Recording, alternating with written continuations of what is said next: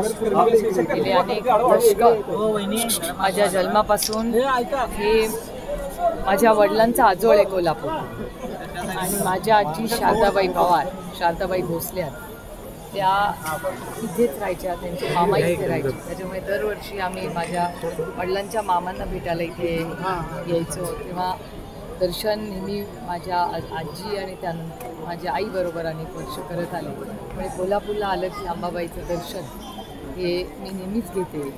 आणि माझ्या आजी त्यांची प्रचंड श्रद्धा या मंदिरावर होती. त्याच्यामुळे माझ्यासाठी ते जास्त एक म्हणजे माझा तो पर्सनल विषय. खरोखर आपण या ठिकाणी आलात, मात्र अनेक ठिकाणी पुराचं थैमान आहे ते घातलेलं आहे.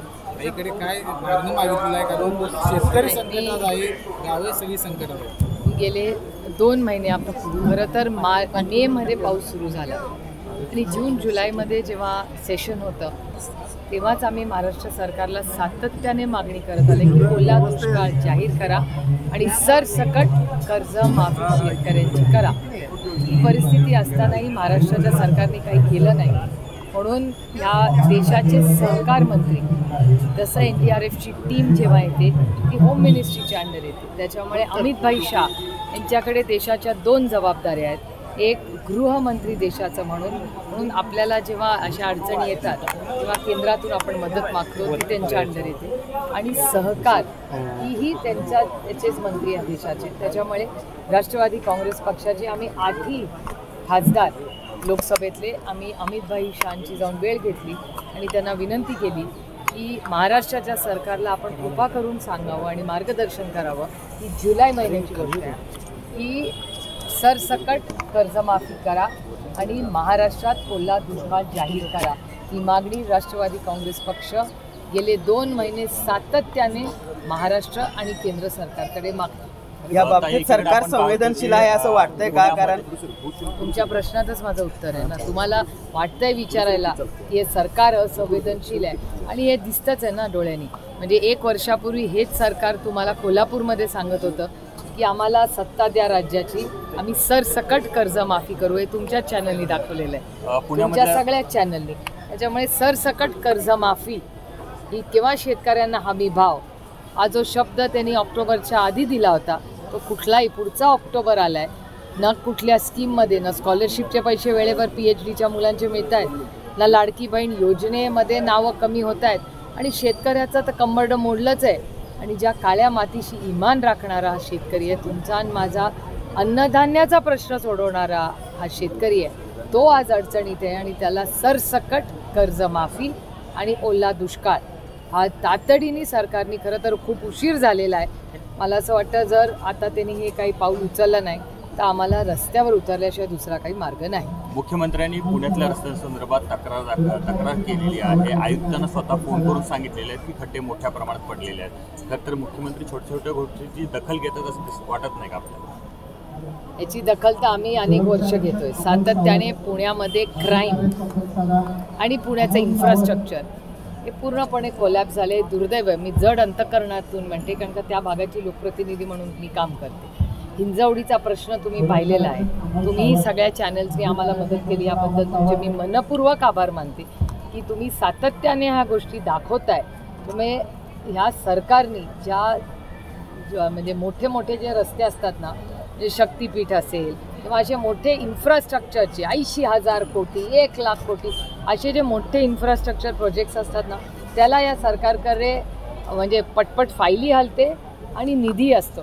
आणि तुमच्या माझ्या सुखदुःखात ज्या छोटे रस्ते असतील किंवा छोटी जी कामं असतात जी खरंच आपल्याला गरजेची असतात, म्हणजे मला विचाराल तर 80,000 कोटी रुपये खर्च करून तो शक्तीपीठ करण्यापेक्षा आता 80,000 कोटी रुपये देऊन सरसकट कर्जमाफी ही शेतकऱ्याला तातडीने दिली पाहिजे. आणि ओला दुष्काळ जाहीर करून पुन्हा एकदा हा शेतकरी स्वतःच्या कर्तृत्वाने कसा उभा राहील, स्वतःच्या पायावर स्वतःच्या कष्टाने, याच्यासाठी महाराष्ट्र सरकारने प्रयत्न केला. जयंत पाटील यांच्या संदर्भात जे काही वक्तव्य झालं त्या संदर्भात काल पक्षाकडून मोर्चा देखील काढण्यात आला. महाराष्ट्र पक्षाचा नव्हता तो, माणुसकीचा होता, सगळ्या पक्षाचा. पण या सगळ्या मोर्चामध्ये ज्यांनी आक्रमक भाषणं केली, मग निलेश लंके असतील किंवा इतर जी आक्रमक ज्या लोकांनी भाषणं केली त्यांना काल रात्रीपासून सोशल मीडियावर मोठ्या प्रमाणात ट्रोल केलं जातं आहे. अक्षरशः धमकीचे मेसेज दिसत आहेत सोशल मीडियावर त्यांच्या. मला काही आश्चर्य वाटत नाही. महाराष्ट्रात हा नवीन ट्रेंड झाला आहे. सरकारच्या तुम्ही विरोधात गेला तर आईस म्हणजे इन्कम टॅक्स, CBI आणि EDची नोटीस येते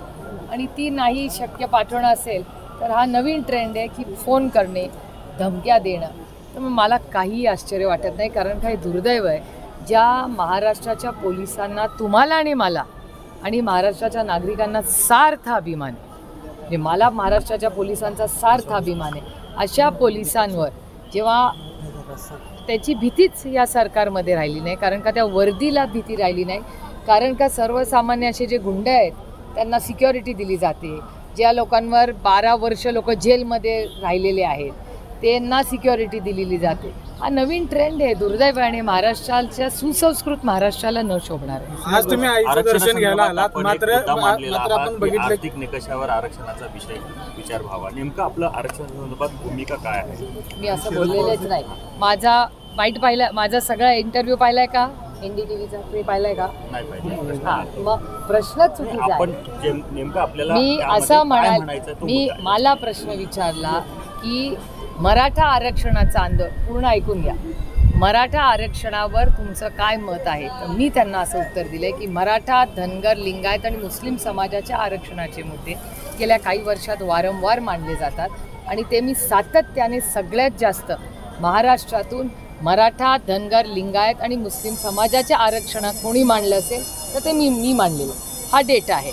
आणि जी अर्थातच आरक्षणं जी संविधानात भारतरत्न डॉक्टर बाबासाहेब आंबेडकरांनी दिलेली आहेत ती तशीच राहणार ना. अर्थातच मी एवढंच म्हणाले त्या माझ्या इंटरव्ह्यूमध्ये की माझी मुलं, माझ्या 2 मुलांनी ह्या कधीही आरक्षण किंवा मी स्वतः, मला महिला आरक्षण कुणासाठी आहे की ज्यांना कदाचित शिक्षण मिळालं नसेल, ज्यांना माझ्यासारख्या महिलेनी कुठल्याही आरक्षणाचा, माझ्यासारख्या महिलेनी किंवा माझा सगळा प्रश्न आणि माझं उत्तर हे माझी 2 मुलं आणि माझ्या पुरतंच सीमित आहे. बाकी कुठल्याही समाजाबद्दल मी बोलले नाही. जर तुम्हाला वेळ असेल 5.5 मिनटं तर 5 मिनटं आणि 40 सेकंदाचा माझा इंग्रजीमधला व्हिडिओ आहे.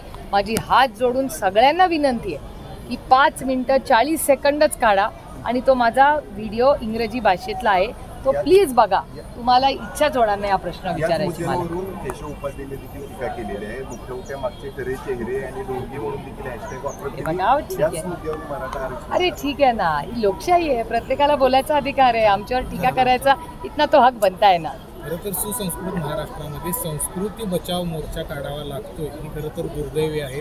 ज्या पद्धतीने टीका झाली जयंत पाटील, राजाराम बापू यांच्यावरती, त्याच्याकडे कसं बघताय आणि हे कुठेतरी थांबलं पाहिजे, कारण सर्वच पक्षात वाचालवीर आहेत नेते. मान्य, पूर्णपणे मान्य. मी माननीय मुख्यमंत्र्यांना विनंती केली आहे की आपण ऑल पार्टी मीटिंग बोलवा. आम्हीही ती लक्ष्मण रेखा क्रॉस करणार नाही, तुम्ही करू नका, आपण सगळे मिळून सुरुवात करूया ना. माझी जबाबदारी तयार आहे. महाविकास आघाडीची सगळी जबाबदारी मी घ्यायला तयार आहे. माननीय मुख्यमंत्र्यांनी समोरचे घ्यावं की सुसंस्कृत महाराष्ट्रात आपण सगळे मिळून ठरवूया की हे असं आपण कोणीच बोलणार नाही आणि ही लक्ष्मण रेखा, ही संस्कृती आहे आणि महाराष्ट्राची बदनामी त्याच्यामुळे होते. त्याच्यामुळे माझी तर पूर्णपणे हात जोडून विनंती आहे माननीय मुख्यमंत्र्यांना की तुम्ही पुढाकार घ्या, आम्ही पूर्ण ताकदीने तुम्हाला साथ देऊ. आणि अशा वेळेस ना मला अरुण जेटली साहेब आठवतात. अरुण जेटलीजी ना आम्हाला सांगायचे की ह्या चॅनल्सनी नाही दाखवणं बंद केलं ना ते बोलणं बंद करतील. हे खरंच अरुणजींचं मी कधी विसरणार नाही बोलणं. पण मुळात नेते बोलतात आणि संपूर्ण महाराष्ट्र बदनाम होतो. तुम्ही माध्यमांवर त्याचं खापर फोडता. नाही असं म्हणत नाही, मी नाही म्हणत आहे. हॅलो मी रेकॉर्ड करा. नाही मी तुम्हाला काय म्हणलं अरुणजी, मी काय म्हणाले, आय रिपीट, असेच गैरसमज होतात. मी काय म्हणले, कैलासवासी अरुण जेटली साहेब म्हणायचे की तुम्ही दाखवणं बंद करा. मी कुणावर खापर नाही, हे गैरसमज म्हणले ना, हे असे होतात. नेत्यांनी बंद करावं. माझ्याकडून आजपर्यंत झाली आहे का चूक? संपूर्ण नेत्यांनी. पण मी घेते ना जबाबदारी. मी तुम्हाला काय म्हणले, आय रिपीट, 1 मिनिट मी परत रिपीट, हे सगळ्यात माझ्या जवळ उभे राहिले पण यांना कदाचित लॉस्ट इन ट्रान्सलेशन झालं असेल. मी तुमच्याकडे बघून बोलते. आता मी रिपीट करते की मी माननीय महाराष्ट्राच्या मुख्यमंत्र्यांना मी विनंती केलेली आहे की महाविकास आघाडीची सगळी जबाबदारी मी घेते, तुमच्या बाजूची तुम्ही घ्या, आपण लक्ष्मण रेखा ठरवून घेऊ, आम्हीही क्रॉस करणार नाही, तुम्हीही क्रॉस करू नका, अशी विनम्र विनंती मी महाराष्ट्राच्या माननीय मुख्यमंत्र्यांना केलेली आहे. मी त्याची जबाबदारी घ्यायला तयार आहे. चिखलफेकीमध्ये आपण पाहतो ताई महत्त्वाचे प्रश्न मागे राहतात असं वाटत नाही का? हो, पूर्णपणे मान्य आहे. अनेक प्रश्न असे आहेत की जे पेंडिंग मी आता कुठे गेले ताईंना विचारा, आता ताईंना मी गाडीत काय सांगत होते, मी ताईंना आज गाडीत हेच सांगत होते की कधीतरी असं एक समाजात चर्चा कानावर येते की सरकारला मुद्दामूनच ह्या सगळ्यांमध्ये आपल्याला खेळवत ठेवायचं आहे. म्हणजे मग महागाई, बेरोजगारी, महाराष्ट्रात होणारा भ्रष्टाचार, त्याच्यानंतरचे अनेक महत्त्वाचे जे मुद्दे आहेत, म्हणजे शेतकऱ्यांची कर्जमाफी असेल, योजनेतून महिला ज्या लाडकी बहीण योजनेतून नंबर्स कमी होत आहेत, या सगळ्या माध्यमातून हे दुर्दैव आहे की आपण फोकस जे सत्तेमध्ये, तुम्ही विचार करा, 200-250 खासदार आणि 250 आमदार, एवढ्या मोठी त्यांची स्ट्रेंथ असताना त्यांनी राज्याची सेवा केली पाहिजे ना. प्रधानमंत्री काय म्हणतात, प्रधानमंत्र्यांचे शब्द पण हे लोक ऐकत नाही. प्रधानमंत्री काय म्हणतात की मी प्रधान सेवक आहे. महाराष्ट्र सरकारने हे थोडंसं कधीतरी मनावर घ्यावं, प्रधानमंत्री काय म्हणतात. खरं तर धनंजय मुंडे यांच्या संदर्भात आपण बघितलं गेल्या काही दिवसाच्या घडामोडी घडल्या. खरं तर परवा त्यांनी कर्जतमध्ये प्रदेशाध्यक्षांच्याकडं अक्षरशः विनंती केली की चुकलं तर कान धरा, पण आता जबाबदारी द्या. तो त्यांच्या पक्षाचा अंतर्गत प्रश्न आहे. दुसरा एक प्रश्न म्हणजे पुण्यात एक बॅनर लागलेला आहे, ज्याची चर्चा सुरू झाली आहे. करण गायकवाडांनी तो लावलेला आहे. तुमचा, पवारसाहेबांचा आणि अजितदादांचा फोटो आहे त्यामध्ये, आणि आम्ही एकत्रच आहोत, कुटुंब म्हणून आम्ही एकत्रच राहणार आहोत, असा उल्लेख त्या सगळ्या पोस्टरवर दिसतो. तुम्ही वारंवार त्याचा उल्लेख केला आहे, कुटुंब म्हणून आम्ही एकत्र आहोत, पण पोस्टर आता कार्यकर्त्यांकडून देखील लागत आहेत. नाही बघा, आम्ही लोकप्रतिनिधी आहोत आणि नेहमी आमचं इनकमिंग हे नेहमी, आउटगोईंग थोडं कमी झालं तरी चालेल, पण इनकमिंग नेहमी असलं पाहिजे चालू. त्याच्यामुळे लोकांच्या, आमच्या सहकाऱ्यांच्या, आमच्या कार्यकर्त्यांच्या, आमच्या नेत्यांच्या ह्या ज्या भावना आहेत त्याचा आदर आपण केलाच पाहिजे. आणि त्याच्यामुळे माझं म्हणजे ही मी माझ्या स्वतःबद्दल सीमित म्हणते की मी सगळ्यांचीच बोलते. त्याच्यामुळे आणि एका सशक्त लोकशाहीमध्ये किंवा एका नात्यामध्ये, नातं असू दे किंवा लोकशाहीमध्ये असू दे, हे जितकं आपण बोलतो तेवढं ऐकलंही पाहिजे आपण. त्याच्यामुळे माझ्याकडून दोन्ही प्रक्रिया ह्या चालूच असतात. माझी कुणाशीही बोलायची तयारी, म्हणजे मी अनेक वेळा गंमत म्हणून लोकांना सांगते की राष्ट्रवादीचा तो भाग, तो भारतीय जनता पक्षाबरोबर कदाचित आता सत्तेतही असेल, पण पारिवारिक आणि कौटुंबिक संबंध माझे 6 दशकाचे भारतीय जनता पक्षाच्या अनेक कुटुंबांवर कालही होते, आजही आणि उद्याही राहतील. आमचे मतभेद जरूर आहेत, पण आमचे मतभेद नाही, मनभेद आमचे नाही. आमचे मतभेद टोकाचे आहेत, पण मनभेद कधीच नाही. कारण का एका सशक्त लोकशाहीमध्ये कैलासवासी यशवंतराव चव्हाण साहेबांनी जे आमच्यावर संस्कार केले की विरोधक इतकी कटुता कधीच ठेवू नये, त्याच्यात वाद झाला पाहिजे, मतभेद झाले पाहिजेत, पण मनभेद आणि वैयक्तिक नाती ही कधी मध्ये येता कामा नये. स्थानिक स्वराज्य संस्थांच्या निवडणुका आता येणार आहेत. त्या ठिकाणी दोन्ही ठाकरे एकत्र येताना दिसत आहेत. अनेक ठिकाणी जे ती आघाडी होईल असं वाटत नाही. शरद पवार, मला आठवत असेल की काँग्रेस आणि राष्ट्रवादी काँग्रेस एकही असताना अनेक ठिकाणी आम्ही स्थानिक स्वराज्य संस्था वेगळ्या लढायचो. कारण काही कार्यकर्त्यांचं इलेक्शन असतं, कसं लोकसभा हे सगळ्यात मोठं इलेक्शन असतं, मग या आपले राज्याची इलेक्शन्स असतात, आणि स्थानिक स्वराज्य संस्थाची जी इलेक्शन्स असतात त्या सगळ्या इलेक्शन्समध्ये आपण बघता हे कार्यकर्त्यांचं इलेक्शन असतं. आणि साधारण स्थानिक आघाडी होणार का नाही, आम्ही अनेक वेळा काँग्रेस आणि आम्ही एकामेका विरोधात लढलेलो आहोत. त्याच्यामुळे मला असं वाटतं हे निर्णय पहिले इलेक्शन तर लागू द्या, इलेक्शन कधी लागणार आहे आपल्याला माहिती. काही आरक्षणाची लढाई एका बाजूला लढत असताना दुसऱ्या बाजूला एकमेकांच्या गाड्या जळणे, एकमेकांच्या अंगावर धावणे, असे प्रकार महाराष्ट्रात खूप दुर्दैवी आहे. वारंवार सगळ्यांना म्हणले, मी अनेक वेळा ही गोष्ट म्हणली आहे की मराठा समाज, धनगर समाज, लिंगायत समाज आणि मुस्लिम समाजाच्या अनेक वर्षाच्या मागण्या ज्या मी वारंवार फक्त प्रेस कॉन्फरन्समध्ये नाही, मी त्या पार्लमेंटमध्येही मांडलेल्या आहेत. माझी महाराष्ट्र आणि केंद्र सरकारला विनम्रपणे विनंती की अनेक राज्यात आरक्षणाचे विषय आहेत, तुम्ही सगळं एक कन्सॉलिडेटेड बिल आणा. तुम्ही विचार करा की अनेक वेळा मी कालही साताऱ्यातही बोलले की आरक्षणाबद्दल उत्तराखंड असेल, गोवा असेल, या लोकांच्या काही मागण्या असतात. त्या मागण्या आल्या की तिथून असं होतं की आता हे बिल पास करूया. माझा आनंद आहे जर गोवा असेल, उत्तराखंड असेल, झारखंड असेल, तिथल्या कुठल्या समाजाची मागणी असेल आणि ती सरकार पूर्ण करत असेल तर आम्ही ताकदीने त्याचं स्वागत करतो. त्या आरक्षणाला आम्ही सपोर्ट करतो. म्हणूनच माझी हात जोडून केंद्र सरकारला विनंती आहे की महाराष्ट्र सरकारने कॉम्प्रिहेन्सिव्ह बिल बनवावं. मराठा समाज, धनगर समाज, लिंगायत समाज, मुस्लिम समाज आणि ज्या कोणी समाजांच्या ज्या ज्या मागण्या आहेत त्याचं एक कन्सॉलिडेटेड बिल करा. ते केंद्र सरकारला पाठवा. 250चं त्यांची ताकद आहे. आम्हीही ताकदीने सरकारबरोबर उभं राहू. तुम्ही बघितलं असेल GSTच्या वेळीच, ऑपरेशन सिंदूरच्या वेळीच योग्य निर्णय जर तो देशाच्या हिताचा असेल तर आम्ही ताकदीने या सरकारबरोबर, केंद्र असेल, राज्य असेल, उभं राहू.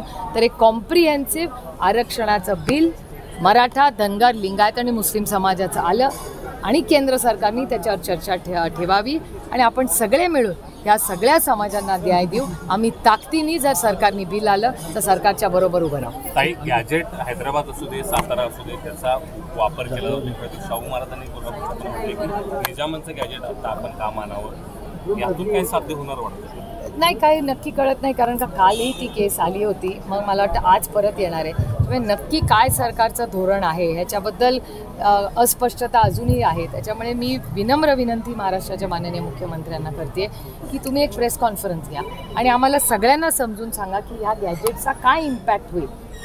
कारण का अजून खूप वेळा म्हणजे तुमच्या सगळ्यांच्या चॅनलवर चर्चा असतात. कोण म्हणतं बेनिफिट होणार, कोण म्हणतं नाही.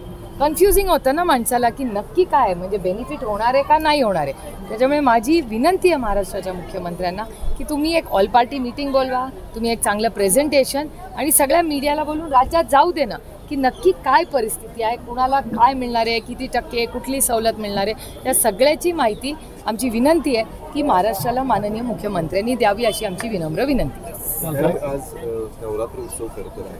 कोल्हापुरातल्या रस्त्यांवरून तुम्ही आज प्रवास केला असाल. लाखो भाविक कोल्हापुरात येत असतात. कशी कोल्हापूरच्या रस्त्यांची अवस्था तुम्हाला वाटली आणि एकंदरीत महाराष्ट्राच्या रस्त्यांचीच अवस्था तशी आहे. कोल्हापूर कशाला, तुमची कशाला फक्त बदनामी करू. माझ्याही लोकसभा मतदारसंघात हा प्रॉब्लेम आहेच ना. त्यामुळे दुर्दैव आहे. घेतला होता आता घेतला होता आता. खड्ड्यांसंदर्भात काय सांगाल? आणि विशेष हे खूप करून आज दुर्दैवी आहे. काय होतं इन्फ्रास्ट्रक्चरमध्ये जेव्हा एवढा निधी जातो आणि एवढे खड्डे येतात आणि काल तुमच्या सगळ्यांच्याच चॅनलवर मी पाहिलं अनेक लोक दगावतात त्या ॲक्सिडेंटमध्ये. कोणाचं तरी बाळ काल परवाच्या दिवशी. खूप दुर्दैवी आहे आणि खूप सोप्या गोष्टी येतो. एक रस्ता चांगला दर्जाचा नाही का आपण करू शकत. गडकरी साहेबांनी करोडो रुपयाचे रस्ते अति उत्तम दर्जाचे देशात केले. तर गडकरी साहेब एवढं करू शकतात तर आपलं राज्य का नाही करू शकत. थँक्यू. तुम्हाला